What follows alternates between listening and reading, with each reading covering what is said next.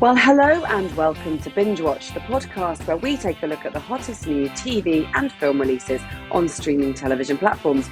I'm Hannah Fernando, the group editor of Woman and Woman and Home magazine. And I'm Ian McEwen, writer on TV and Satellite Week, TV Times and What's on TV magazines. And today we're looking at the new releases for the week starting Friday, the 22nd of September 2023, including John Wick spin-off The Continental on Prime Video and Insomniac comedy Still Up on Apple TV+. We'll also be checking out the return of Irvine Welsh drama Crime to ITVX and completing our sex education on Netflix. Oh, it's coming to the end. But first, Ian, what is in the news? Netflix's as yet untitled 4-part series about Robbie Williams will look at the highs and lows of the singer's life and career. What else is in the news, Hannah?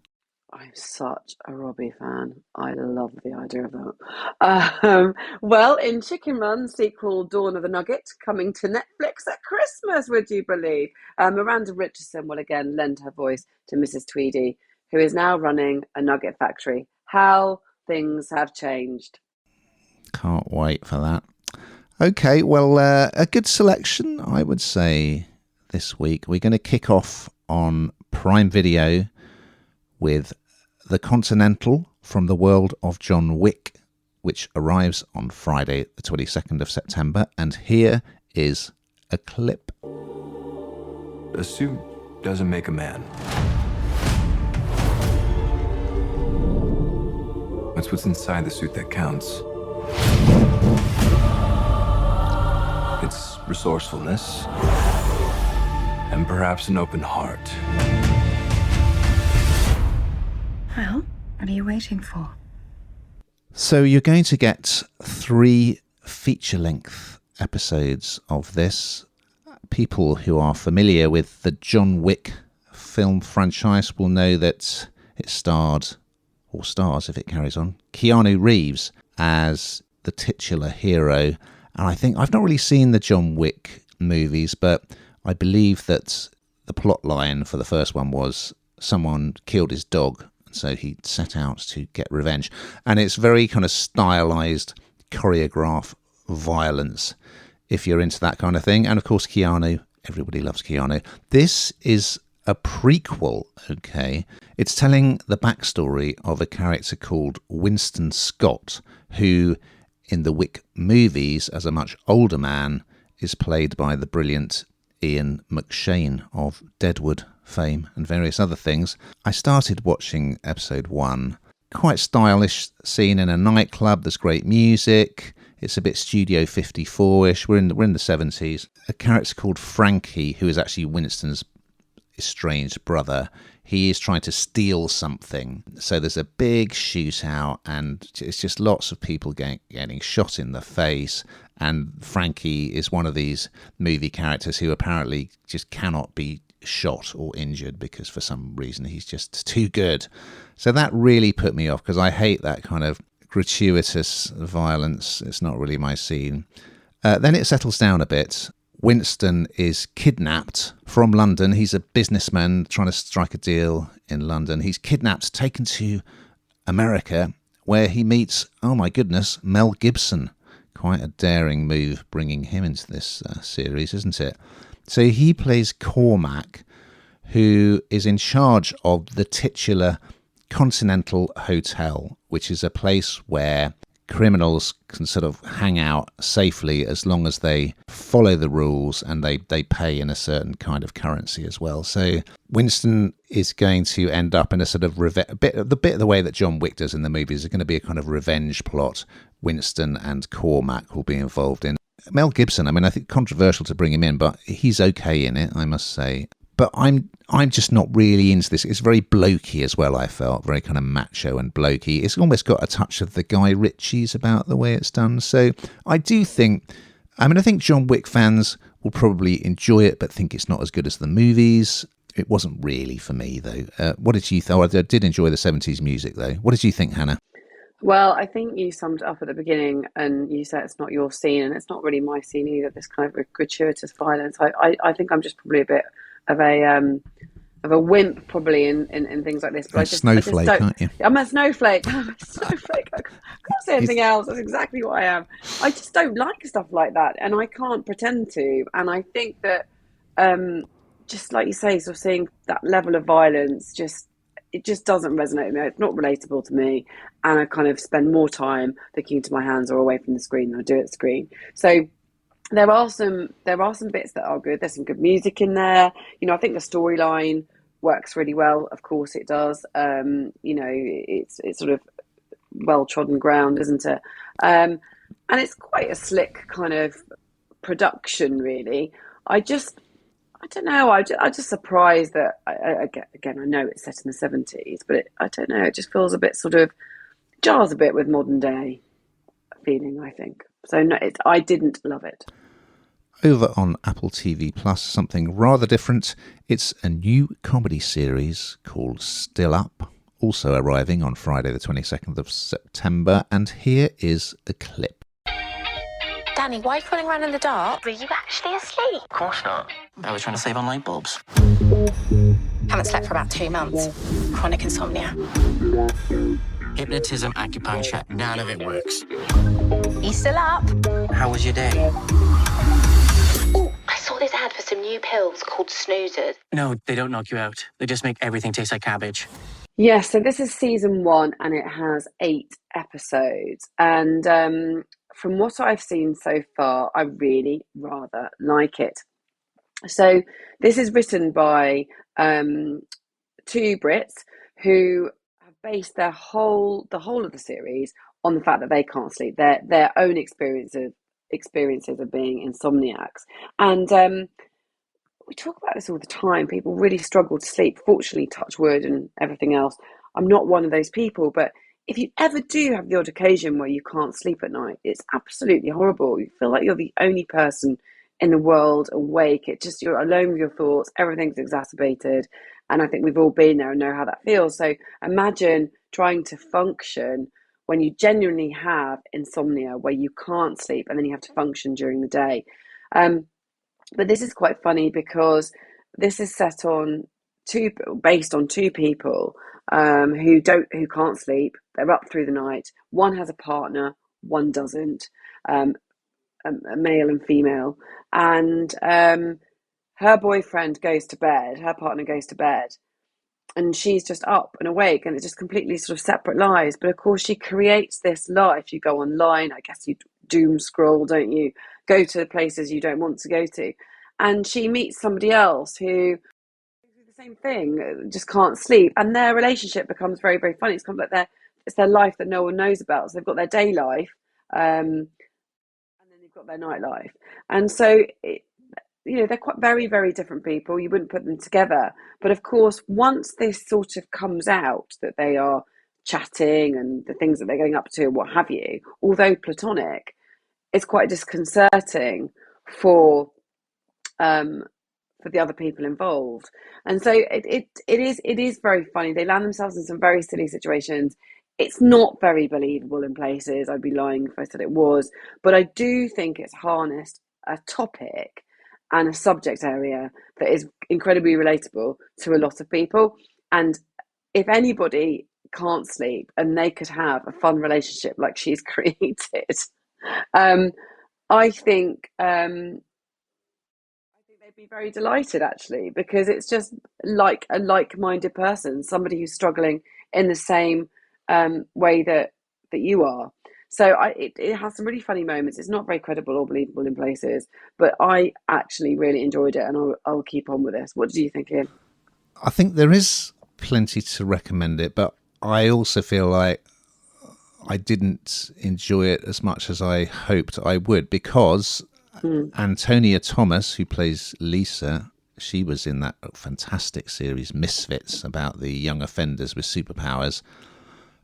I'm a big fan of hers. Also, Craig Roberts plays Danny. He was in the Richard Ayoade film Submarine. He's great. So I really like both the stars. Then you've also got Blake Harrison, who I'm sure gets annoyed every time people call him the guy from The Inbetweeners. That's who he is. And you've got Rich Fulcher from the Mighty Boosh. I feel it sort of owes a debt to the relationship that Ricky Gervais's character has in Extras with Ashley Jensen's character. Those are the sort of conversations that they have, these platonic friends. And it is a clever idea, the insomnia, and the fact that it's all going on over the phone. So she's out, say in episode 1, she's out in the pharmacy, he's in his flat.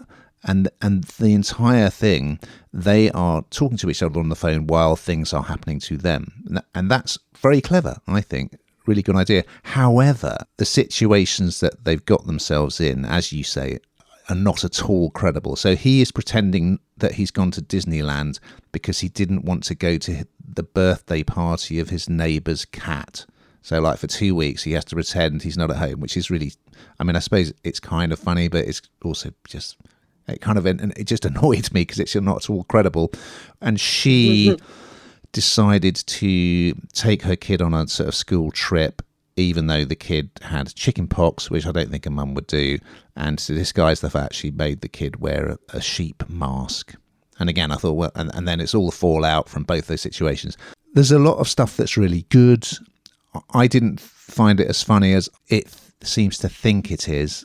But I love the two leads. I love their performances. I really like the setup, and I'm sure it will grow on me. So cautiously recommended. Over on ITVX from Thursday, the 21st of September, it's the return of the Irvine Welsh crime drama Crime, and here's a clip. Fear. The basic human emotion that tells us whether to fight or run away. It's good to face up to your fears. However, doing so doesn't guarantee success. If it did, it wouldn't be such a big deal. But facing your fear is not the same as conquering the bastard. No, that's a different thing entirely. So this is a bit of a passion project for Dougray Scott, the Scottish actor, who is great. He plays the lead role in this, who is a traumatised Edinburgh cop called Ray Lennox. If you saw Series 1, it was all about him bringing this paedophile called Mr. Confectioner, who's played by John Sim, to justice. And it's based on the books by Trainspotting author Irvine Welsh, who has a very particular voice and style. I mean, he's amazing, and this is a very unusual crime drama. So I don't think you necessarily have to go back and watch season 1, but it's probably worth it to get the backstory. So Ray Lennox was put on gardening leave after the whole Mr. Confectioner case was wrapped up. He's been seeing a therapist, and you know, a lot of it is his demons that torment him from his childhood. He's a really tortured soul, but he's also like a kind of avenging angel in his attitude towards solving crime. So he's still in therapy, though he's not really particularly buying into it. He comes back to work and finds that his former protege, I think it's played by Joanna Vanderham, has now been promoted. So there's a slightly different dynamic there. There's also 2 new characters on the force who are very good value. One of them is particularly misogynistic. So yeah, there's a lot about the kind of sexist environment. And then there's quite a lot about sort of gender identity, because Ray's nephew is sort of questioning his own identity. He's a teenager. And then a former colleague of Ray's is now a trans woman and suffers an assault. Meanwhile, there's an alleged attack of a VIP in a sort of high-class hotel, which appears to have been covered up. And are these things all linked together? That's the way it's going to pan out. So it's really good. I mean, the dialogue is often very funny in quite a dark way. And the fact that we're getting the inner life of this main character, Lennox, which is, you know, a mess, really. And he kind of imagines things as well. And we see his sort of, not exactly hallucinations, but him imagining what he'd like to say to people. So it really is good. It's quite grueling in a way, but I just think it's high quality, and I recommend it. And yeah, I would say go back and watch series 1 first to get the most out of it. What did you think, Hannah? Yeah, I think it's really good. I personally think you do need to watch series 1 to kind of understand where you're at. It's not a necessity, but I think it's a good to. Ray is a brilliant character, really. It's quite amazing that somebody and probably worryingly, although frankly happens a lot, someone who needs therapy thinks they're better. Clearly not in any way. They're working within, an institution where their work probably doesn't help their state of mind. And I think that's quite an interesting dynamic throughout it. And I also think that it's been quite clever. It's modern, as you've described, in so many ways, tackling kind of different things that society is dealing with currently, but also kind of this sort of conspiratorial idea that seems to be, I don't know, I've met more conspiracy theorists than ever of late, I think. That's not to say they're wrong, of course, but it sort of almost tackles that view of the police force and, the idea that he's there because he wants to protect everybody, but, he sort of starts to see it through the eyes of the elite, and that actually it's about letting people get away with things. And I just think they tackle different areas really quite well, and I don't know, have conversations about things that ordinarily might be the elephant in the room. So yeah, I think it's very good, and like you say, darkly humorous in places. We're going to finish with another returning series. We've been looking forward to this one. Also arriving on Thursday the 21st of September on Netflix. It's the comedy drama Sex Education, and here is a clip. My partner left because he's not the father. I know it's been hard, but I still need a mum. People are doing all these new things, and sometimes I feel like I'm getting left behind. And I don't know that you're coming back. I want us to be friends. I can't believe it. It's coming to an end. But then I think probably the makers of this can't believe how well it's done, actually, judging by lots of the things that I've read from them. It's just been an absolute phenomenon, hasn't it? And yes, it is coming to an end, but it comes to an end with a bang. It's absolutely everything that you want and more. It tackles the same things. You're getting more of what you've already seen that made you laugh the first time round, or make you laugh this time round. But it's completely changing because it has to be at the end. So Moordale, where all of the kids go Moordale that we've kind of come to, secondary that we've come to know and love, it's closing. So students are starting a new term at Cavendish Sixth Form College. But this college is slightly different to Moordale Secondary. It's a school that, you're not allowed to gossip. It's all about inclusion and kindness and equality. It's a progressive school, and arguably Moordale Secondary wasn't quite that, was it? It didn't tick all of those boxes. And so it's the dynamic of them trying to fit in. But of course, the bottom line is that no matter what school you're at, all of these things that these kids have been going through, they will also be going through, whether they're allowed to be or not allowed to be overtly. And they're sort of, they've become sort of, I don't know, but the big characters in their own school, and now you're seeing them as small fish in a big pond rather than the other way around.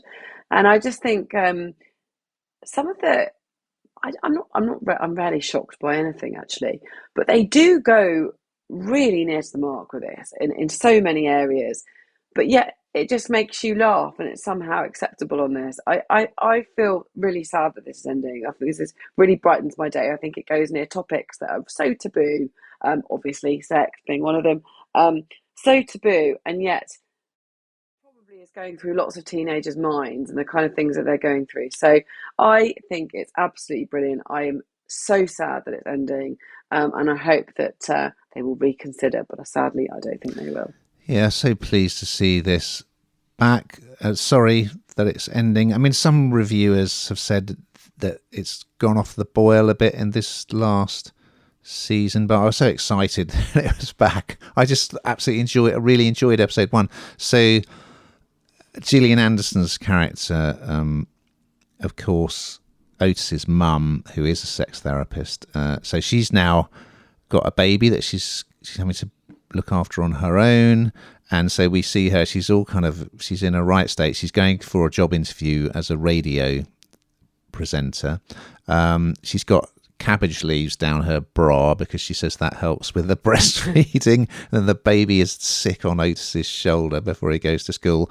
It just comes back, and it's so confident. The opening titles, the music, it's just a joy to see it come back, and these characters that we love. I mean, I do feel it's a shame that Maeve is now over in America. I mean, we still see her, and she's sort of in touch with Otis on the phone, and there's the issue of sexting is tackled in episode 1 because he's too embarrassed to do it. Yeah, they're fitting in at a new school, as you say, which is it's the sort of school that would send Daily Mail readers into a frenzy because they would think it was all the woke karate ruining everything. But yeah, so he's going to try and do the set up his sex therapy service at the new school. There's lots of new characters. I mean, I'm just delighted to see it back, and it's what a launch pad it has been for so many of the young actors who've been in it.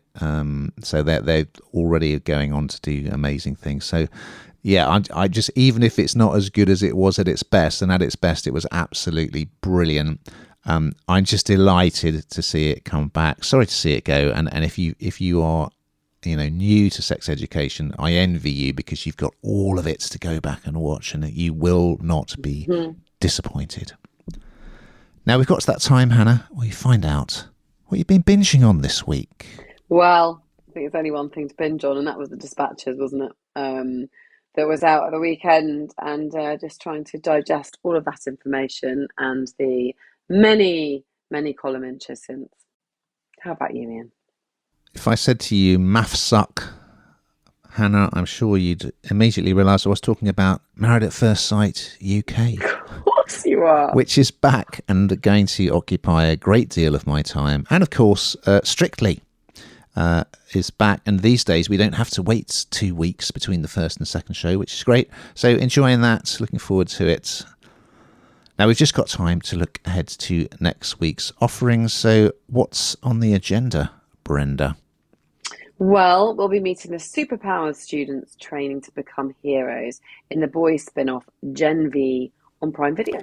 And Wes Anderson, one of my favourite directors, well, he's directing Roald Dahl's The Wonderful Story of Henry Sugar, starring Benedict Cumberbatch, yes, on Netflix. So we look forward to those and much, much more. But in the meantime, keep